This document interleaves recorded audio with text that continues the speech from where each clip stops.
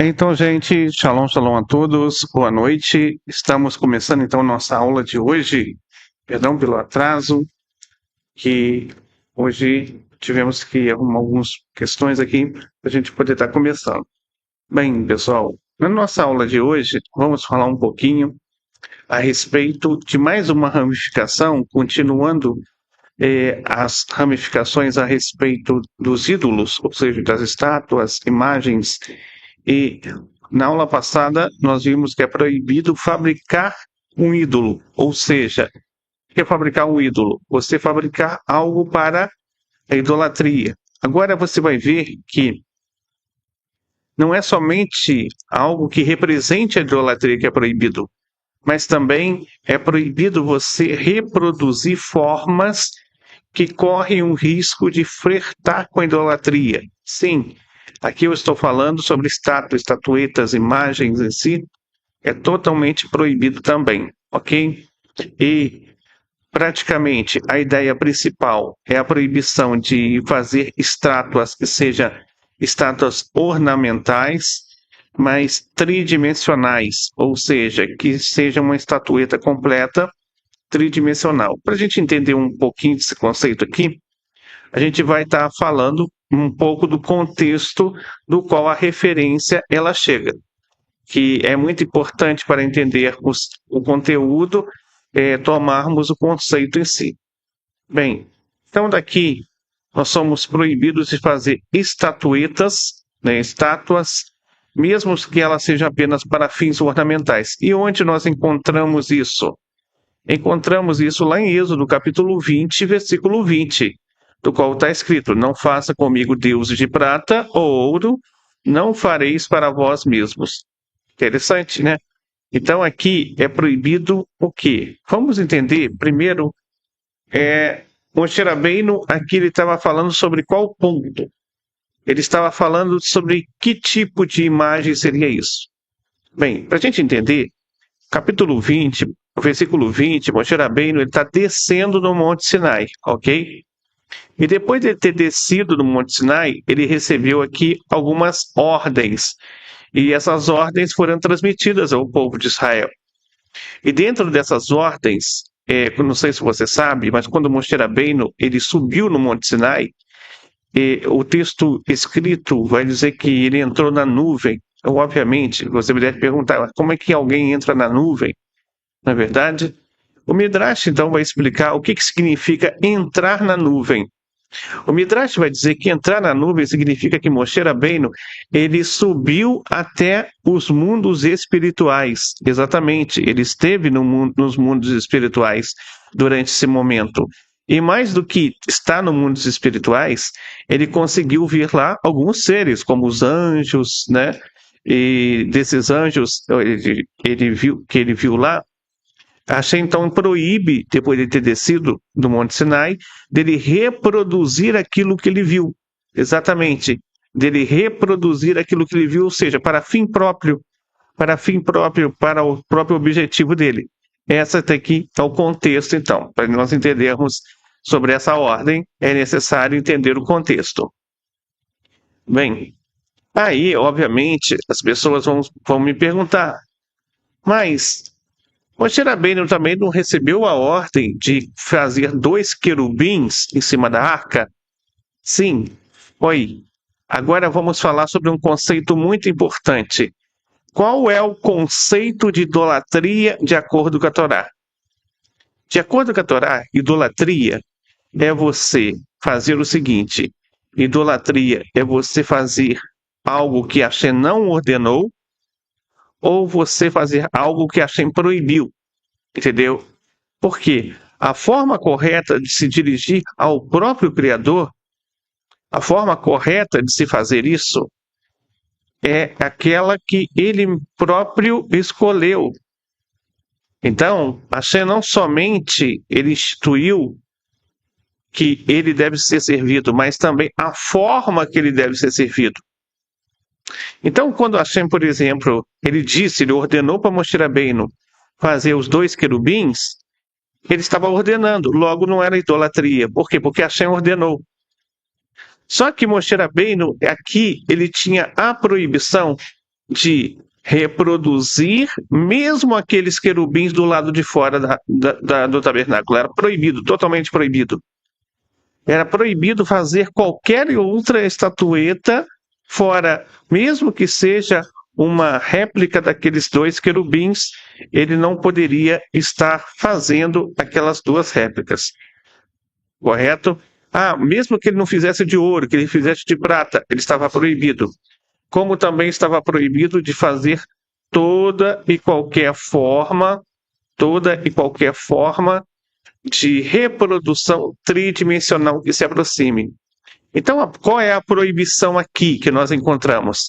A proibição é de fazer tipo de estatuetas que tenha representação espiritual, mesmo que a pessoa não adore, mesmo que seja apenas por causa da ornamentação, mesmo que seja apenas por causa do enfeite, tá? Algumas pessoas já me perguntaram uma vez se aqui proíbe ter bonecos, bonecas, algo assim. Não, não proíbe, tá? Por quê? Porque ninguém vai espiritualizar uma boneca, um boneco, por exemplo. Ninguém vai dizer que aquele boneco, aquela boneca representa algum tipo de divindade ou de ser espiritual. Então, não é proibido dentro desse conceito.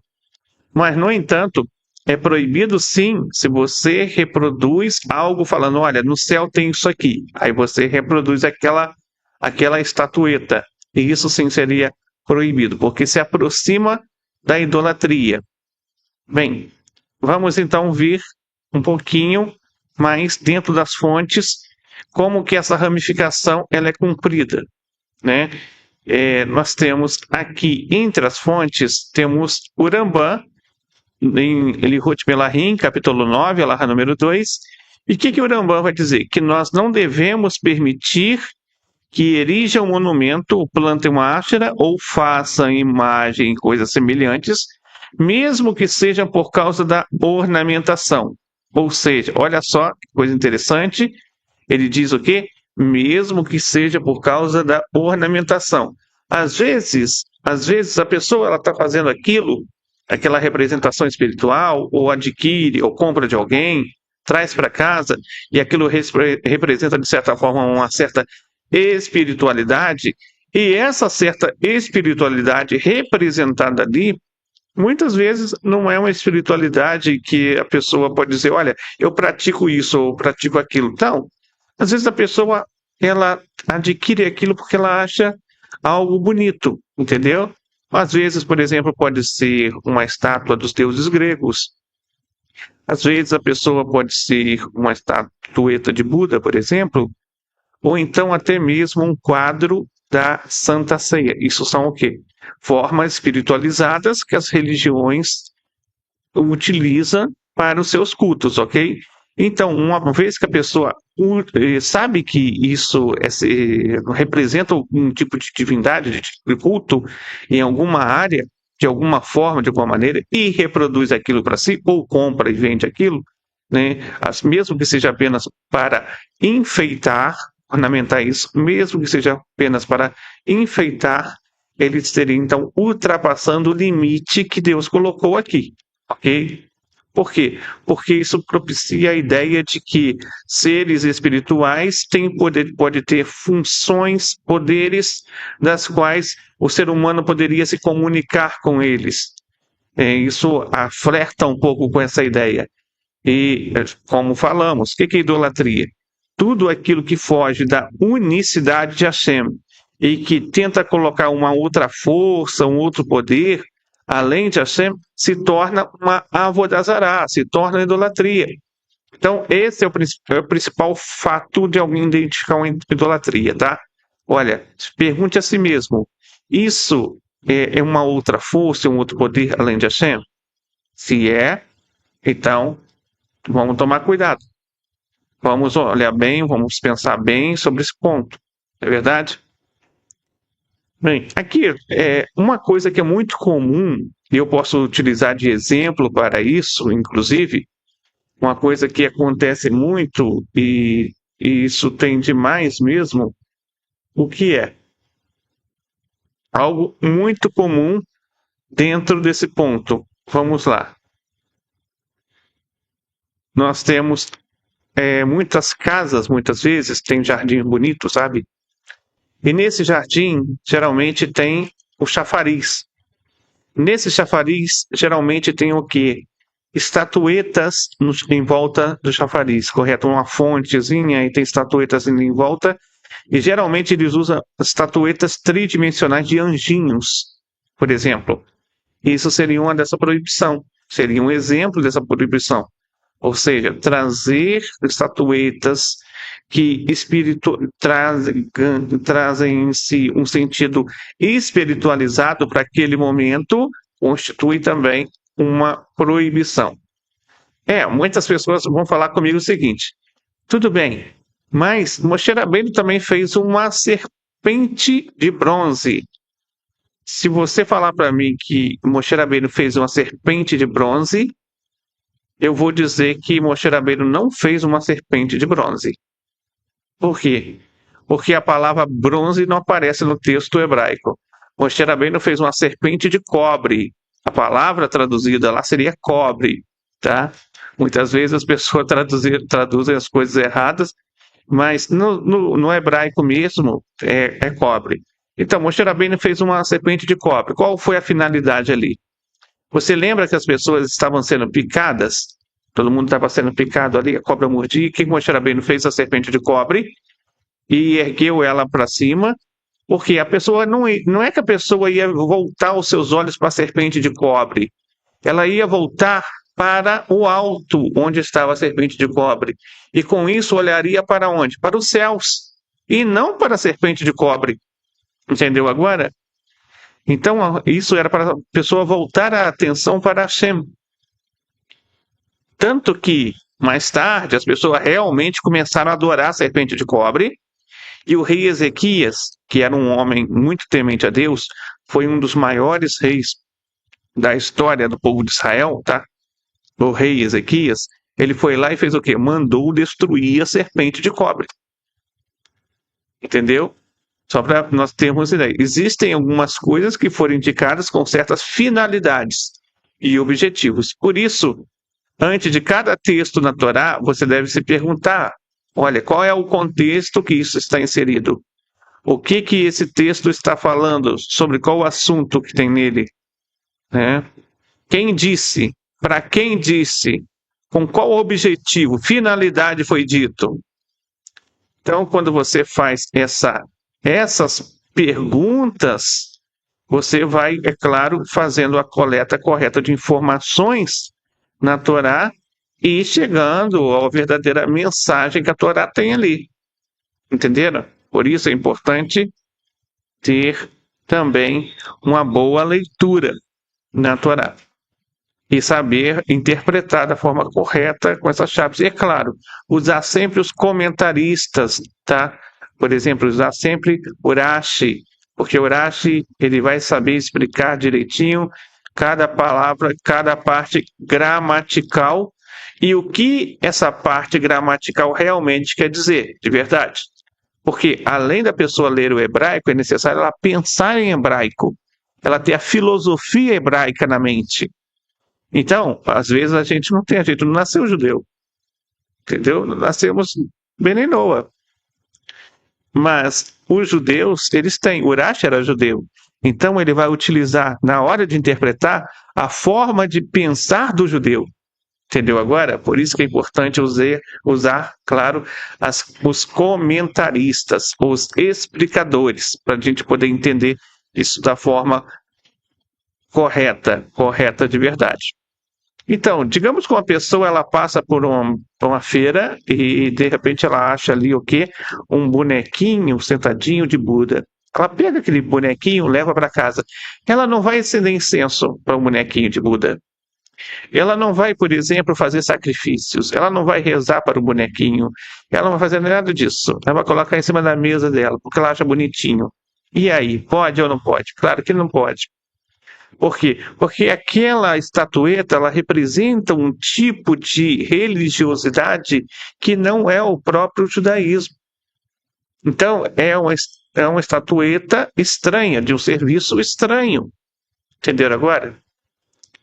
O mesmo a pessoa compra lá um quadro da Santa Ceia, né? O pessoal fala Santa Ceia Santa Ceia entre aspas, né?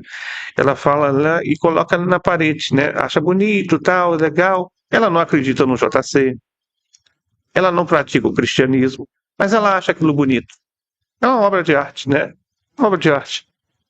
E aí ela pensa, olha que coisa bonita, coisa legal. Ela pode fazer isso? Não, obviamente que não pode fazer isso também. Por quê? Porque aquele quadro é identificado dentro de certa religiosidade, que não é o judaísmo. Então, isso constitui Avodah Zarah, serviço estranho. Então, o serviço estranho, muitas vezes, não vai ser propriamente o culto àquilo, não vai ser somente a adoração àquele ponto, mas o serviço estranho, ele vai ser o quê? O serviço estranho, ele vai ser até mesmo aquilo que parece algo bem inocente, algo que parece sem perigo, sem problema, né? E a pessoa às vezes acaba aderindo àquela prática, e por isso tem que se ter os cuidados. Eu coloquei aqui alguns exemplos, dentre os quais eu já dei alguns exemplos para vocês, e aqui estão alguns. Não adornar a casa com estatuetas humanas, nem com fonte de água em forma de humanos ou anjos, por exemplo. Não ter um presépio, isso sim, né? Presépio, na época do Natal, geralmente as pessoas costumam armar o presépio lá, só que representa o quê? Um certo tipo de. É, um certo tipo de espiritualidade que é de uma outra religião, de uma outra forma de crer, não é nossa. Nós somos pautados na Torá. Então, se não é a nossa, e a gente sabe que a Shem não ordenou fazer aquilo, é o quê? Serviço estranho. Vamos lá. Isso também inclui as árvores de Natal, tá? Inclui as árvores de Natal, porque as árvores de Natal é identificada ao cristianismo. Ela tem uma identificação com o cristianismo. Porque a árvore de Natal, por exemplo, de acordo com Martinho Lutero, olha só, ele falava que a árvore de Natal representava o JC e sobrevivia ao inverno e ao verão, ou seja, a eternidade do JC. Assim dizia o tal do Martinho Lutero. Então, uma vez que a pessoa coloque uma árvore de Natal em casa, ela está colocando um instrumento, uma simbologia própria do cristianismo. E isso é algo proibido também, entendeu? Tem que se ter cuidado. E, claro, enfeitar a casa com cruzes, tá? Com cruzes também é proibido, porque é uma identificação, uma identidade que não é das 7 leis universais, que não é da Torá. É de onde vem isso? Isso vem de uma outra religião, ok? Bem, então aqui eu expliquei para vocês a respeito das práticas que são negativas, são totalmente negativas. Trouxe alguns pontos. Vamos estar abrindo agora para perguntas. Se você tiver alguma pergunta, é só digitar no chat no YouTube que eu estarei respondendo, ok? São 5 minutinhos. São agora 7h40. Quando for 7h45, terminaremos esse bloco de perguntas. Lembrando que depois eu vou passar a atividade para vocês e também a lição, que eu não postei hoje, postei só o link da aula, mas eu vou postar a lição também, ok?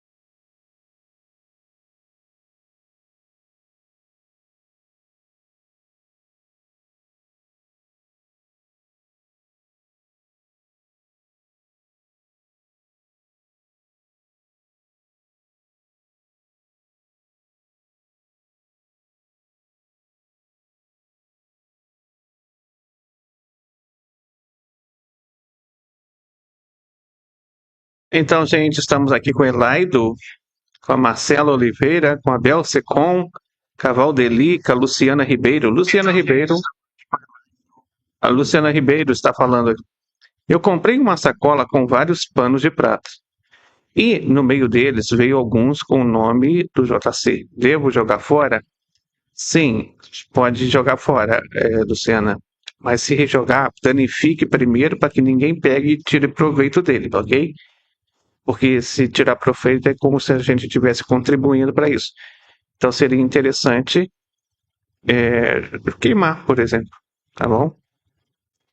Marcelo Oliveira, essas imagens também englobam animais que muitas vezes usados para idolatria também, exemplo, leão utilizado no cristianismo, elefante.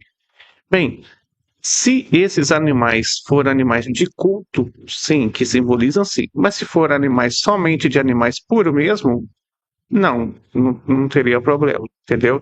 Somente se for animais de fato que são cultuados em alguma coisa.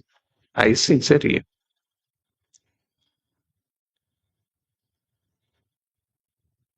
Então, gente, mais alguém tem alguma pergunta?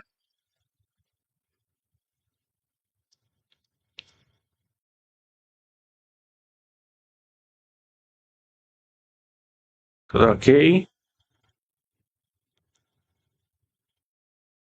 Então, eu agradeço pelas perguntas, tá? A pergunta de vocês sempre enriquece a nossa aula e dá-nos a oportunidade de também trazer certas explicações que vão servir também de exemplo para outras pessoas. Bem, então, na aula de hoje nós aprendemos sobre a proibição de não usar imagens, estatuetas, mesmo que seja apenas para ornamentação, ou seja, mesmo que seja apenas estatuetas não que não estão ligadas diretamente à idolatria, mas de forma indireta, seria proibido. Então, com isso, devemos lembrar que o serviço a Deus deve ser prestado somente a Ele, Hashem, o uno e único, sem intermediários e sem mediadores. Somente ao Criador e nada mais. Então, essa foi a nossa aula de hoje, que foi muito bom estar aqui com vocês. Que a Hashem possa dar muitas bênçãos a todos vocês. Uma ótima noite. Shalom, shalom a todos.